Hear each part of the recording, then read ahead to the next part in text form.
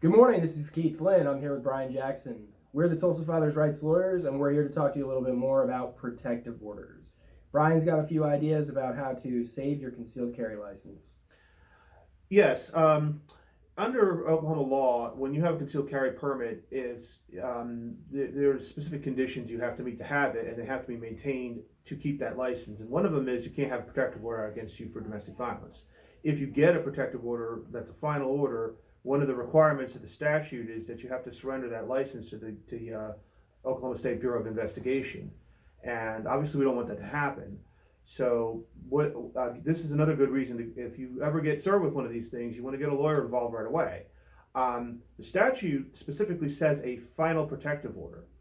Now, if you have an emergency protective order out against you, it doesn't technically, unless it says on its face, it doesn't technically require you to surrender your license or your firearm. However, I would caution you, if you know you have one against you, it's probably not in your best interest to be going around with a firearm until you get that cleared up.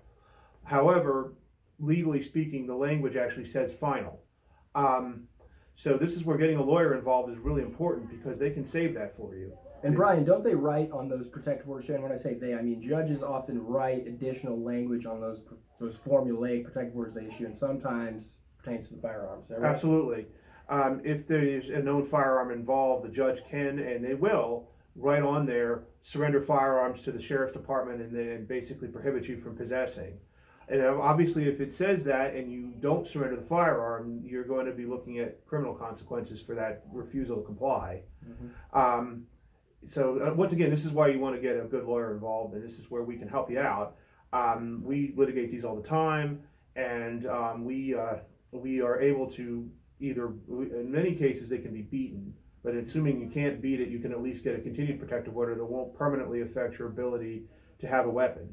Can you modify that protective order to get the firearm back in their hands? Yes, if it's not a final protective order, then it's basically going to the scope of the continued emergency order is whatever the judge says it is. So as long as it's not a final protective order, if you and opposing counsel come to a deal whereby that language comes off the protective order, then yeah, you're not prohibited from possessing. Again, there is a little bit of a situation where if you know you have one out against you, you want to use your best judgment and deal and when and if you're going to carry a weapon, and that's always the case if you're going to carry a weapon anyway.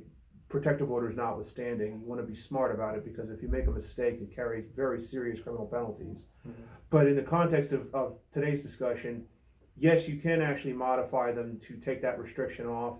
I've seen it done. Judges will sometimes sign that, although they frequently will strongly caution petitioner on that, but they will sign it. So if she files during hunting season, boys, give us a call. We can try to get you your gun back, get you back out there. Thanks for your time. This was Keith Flynn, Brian Jackson. Yes, thank you.